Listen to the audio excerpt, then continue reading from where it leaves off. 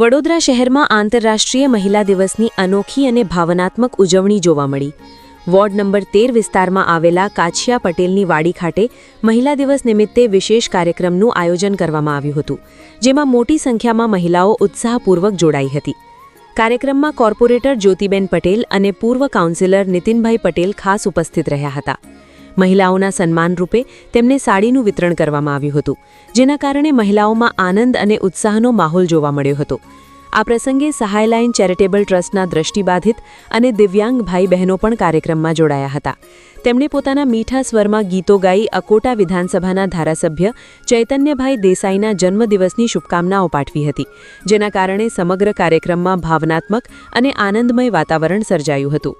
કાર્યક્રમમાં રાવપુરા વિધાનસભાના ધારાસભ્ય અને ગુજરાત વિધાનસભાના મુખ્ય દંડક બાળકૃષ્ણ શુક્લ, વોર્ડના હોદ્દેદાર, ભાજપના કાર્યકર્તાઓ પણ હાજર રહ્યા હતા અને મહિલાઓને મહિલા દિવસની શુભેચ્છાઓ પાઠવી હતી।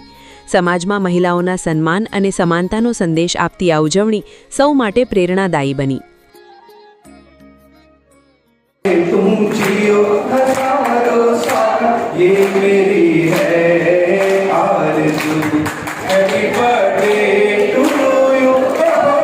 Happy birthday to you, happy birthday dear Chaitanya Sai, happy birthday to you.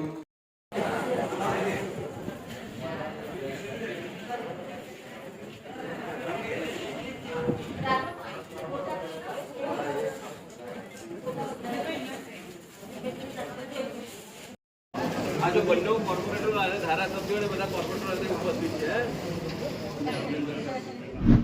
આજે અકોટા વિધાનસભા મત વિસ્તાર ઇલેક્શન વોર્ડ 13માં નીતિનભાઈ પટેલ અને અમારા કાઉન્સિલર જ્યોતિબેન પટેલ દ્વારા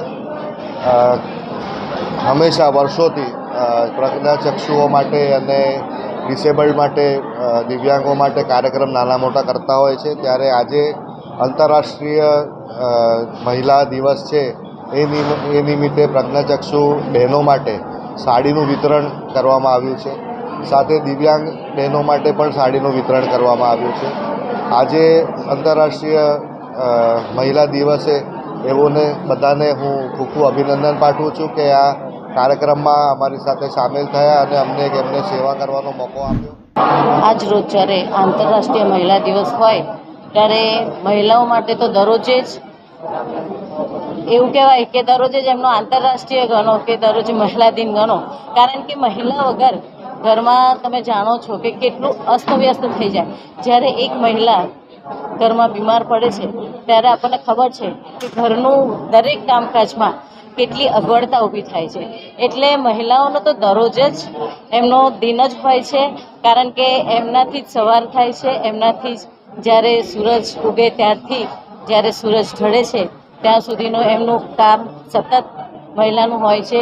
એક મહિલા અત્યારે ઘરથી ઉમરો ઉતરીને જ્યારે બહાર જાય છે ત્યારે પણ એટલું જ એની વ્યવસ્થા રૂપે કામ કરતા હોય છે અને ખૂબ જ સફળ દરેક જગ્યાએ આપણી મહિલા થઈ છે।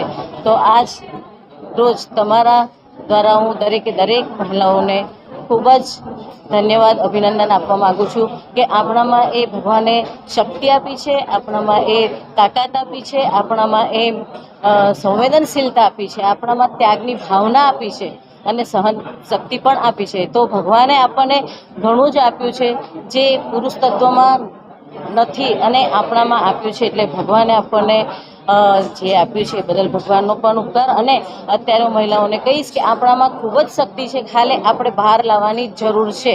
ધન્યવાદ, આપ સૌનો ખૂબ ખૂબ આભાર।